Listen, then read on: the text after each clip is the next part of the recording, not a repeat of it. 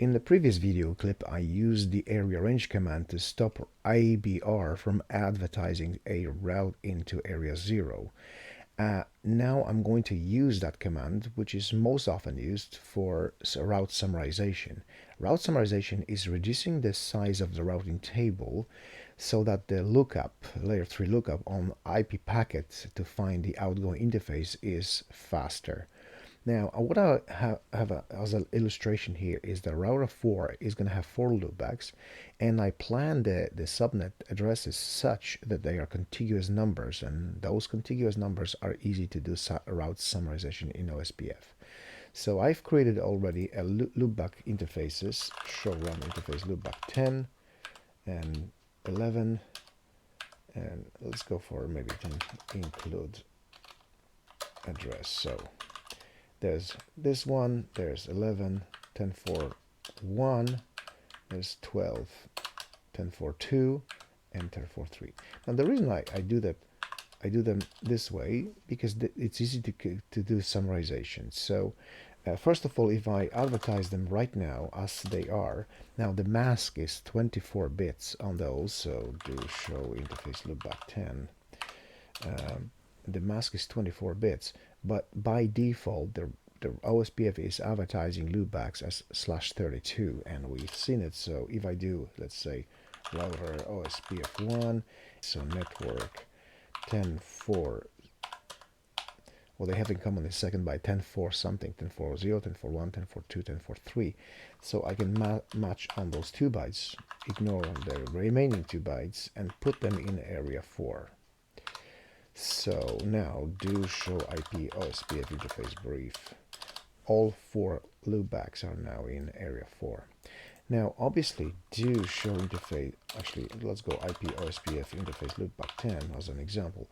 The default network type of a loopback interface is loopback, and because of that it is advertising them as /32 show IP route OSPF. I want them to be advertised as /24 as they are configured.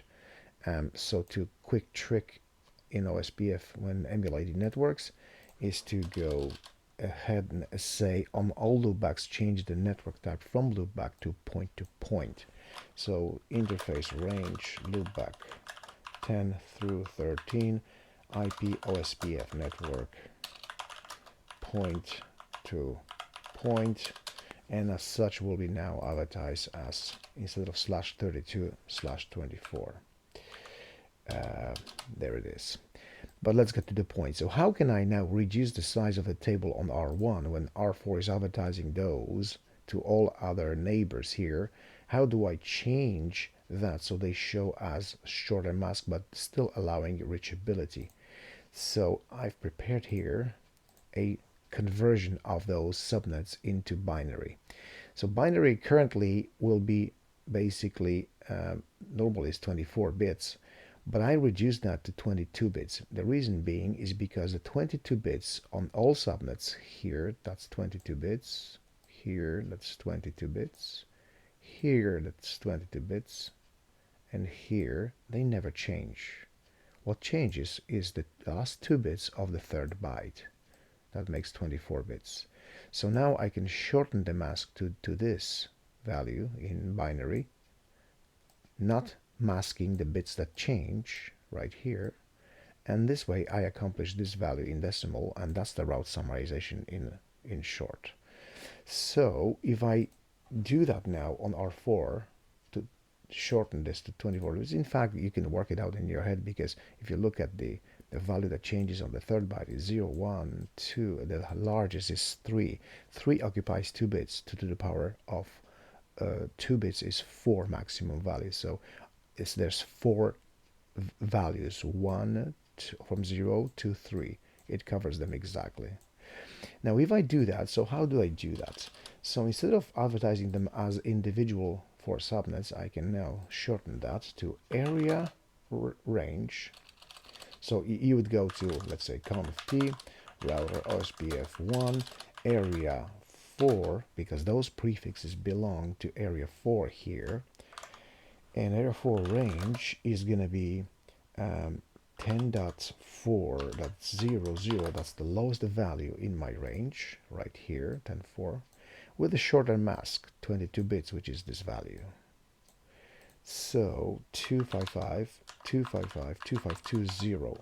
And I'm not going to add any extra options, so I'm not going to change the cost. By default, it is being advertised, so hit enter.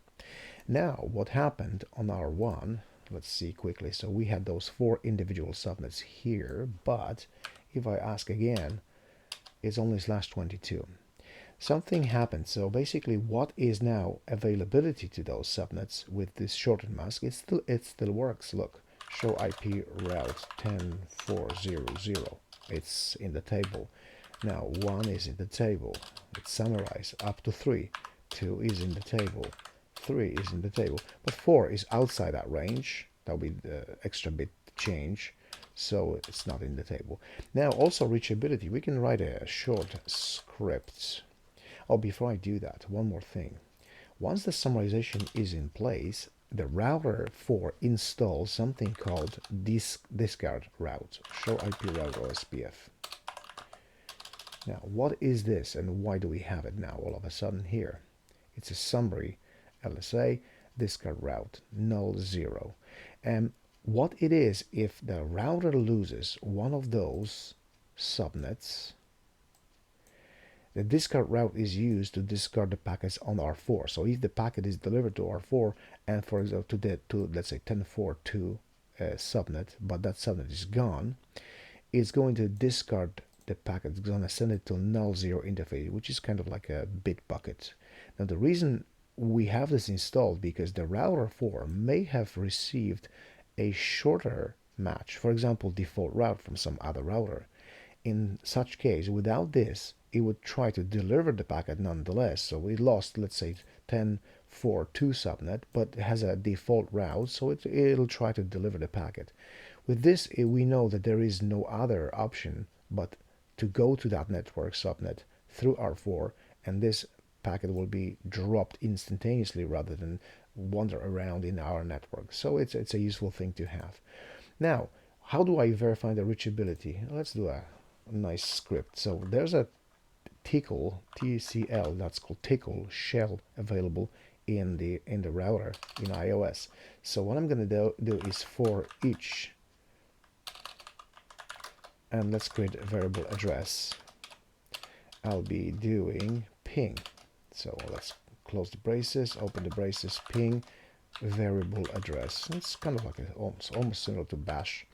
So my addresses will be 10.4.04, 10.4.1.4, 10.4.2.4, and 10.4.3.4. So that tickle script, I'm going to copy that, and I'm going to enter on R1 TCL. So imagine you have 20 or 30 or 100 networks.